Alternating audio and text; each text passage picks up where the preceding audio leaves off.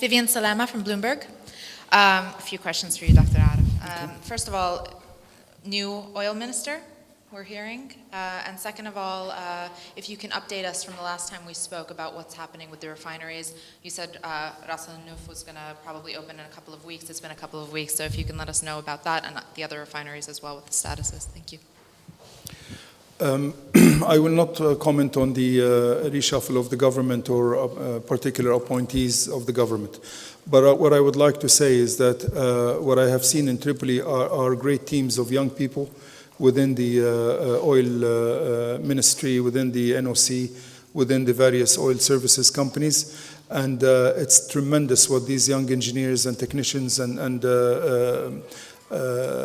staff have been able to accomplish. They have been able to basically restore capacity in an incredibly short time, far better than any anticipations. And I think the oil executives in our government have already made declarations on when they expect production to resume. The refineries, I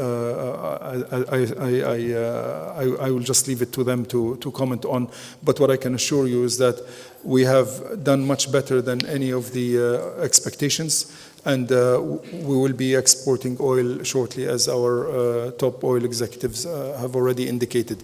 But I just want to stress once again, it's all thanks to the great work of the young people in these various entities. So it doesn't really quite matter who the ministers are going to be. We have true confidence in the young people who have made this revolution and who have made this stabilization possible and who will make the future of Libya bright, inshallah. Hi, Noor Malas from Dow Jones and the Wall Street Journal. Could you update us on the unfreezing of assets and whether you've been able to finance any of these activities with funds unfrozen last Friday under the UN resolution?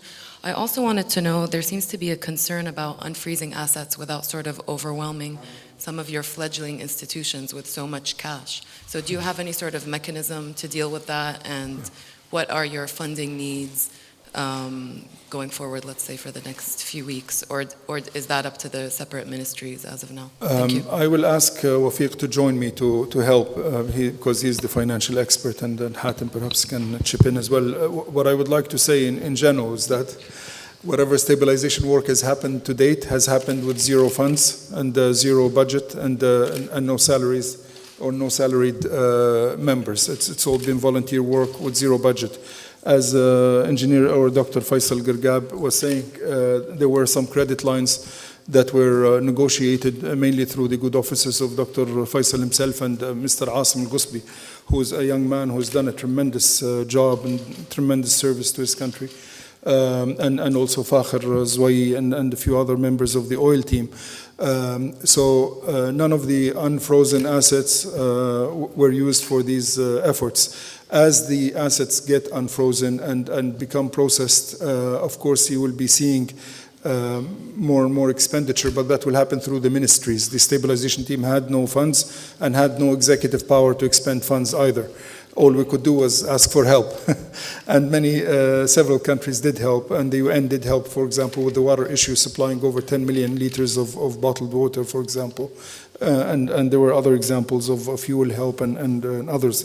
What I would like to say is that as Hatem is one of these members of the steering committee for the TFM, that mechanism already had a lot of oversight and audit mechanisms in it and so on. And as far as I know, the government is looking into such mechanisms to make sure that expenditure is transparent. But maybe if I can ask Wafiq and Hatem to comment on this. In respect to the frozen assets, we're fortunate there are actually enough funds in Libya at the central bank to take care of the immediate needs of the population and of the country. We are working closely with our friendly nations now who have funds that are frozen. There was an announcement to release $15 billion by the EU. There are several other billions to be released by the Canadian government and the US government. The work we're doing at the central bank with the reserves team in the central bank is to actually coordinate which assets to be released at what stage, rather than just go for ad hoc selection. It's very important that the funds that are unfrozen are relevant to the needs of the Libyan people. We are happy with the progress, and the money that's to be released is sufficient for the immediate period.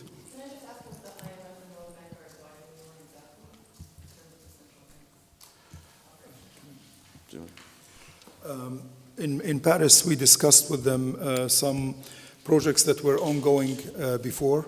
One of them is public finance reform and public finance management reform. And the other one was restructuring, macroeconomic restructuring.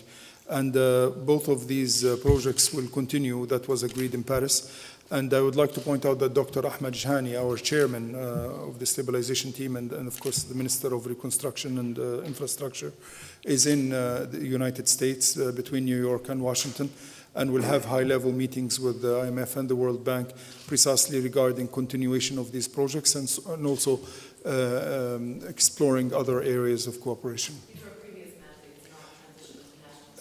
Yes, they were previous mandates. Some were actually prepaid mandates. So they basically we're continuing. The general policy of stabilization determined by the government has been to go for non-disruptiveness and stability rather than strange decisions or changes, drastic changes. So they will continue. However, transitional matters are being discussed by Dr. Ahmed Jhani as we speak, I think today and tomorrow, and the results of those will be announced later on. Hatem, if you'd like to say something. Yeah, I'd just like to add that the temporary finance mechanism will continue to serve its purpose. There's a lot of strict guidance and oversight on the funding and the avenues for spending this money. Another thing I'd like to add is something that we at HSBC have been working on for the last 6 months, which is to use frozen assets as security against lending or against confirming documentary credits, allowing the private sector in Libya, which is very important, to resume its trading activities and be able to open LCs to import the goods and services, since they have the supply networks as well as the distribution networks inside the country. So hopefully this will now be permitted as well. Can I just clarify that CFM is a body within the No. It came out of the... I can explain. Yeah. It came out of discussions in the Rome contact group, or actually was finalized in the Rome contact group. It was discussed previously in Doha. It was basically a mechanism for oversight of funds that are provided to the Libyan Transitional Council. It was negotiated over many weeks. Asim Ghusbi actually led much of that negotiations, and successfully so. And it has a steering committee, and it has various oversight mechanisms. Hatem is one of the members of the steering committee. The needs are determined by the Ministry of the Economy under the leadership of Dr. Shamia, and there is a committee within the Ministry of the Economy that determines the needs and maps the supplies versus the needs. There is also an information mechanism pertaining to bulk shipments and in-kind shipments that was also negotiated as part of the same deal. As Hatem was pointing out, this now will become less and less. Over the last couple of days, there were other arrangements agreed to with the UN, including a steering committee and also a way of governing the funds for expenditure during the transition period. The details of these may be announced later once Dr. Jhani is back from the States and can make statements regarding those points. Thank you.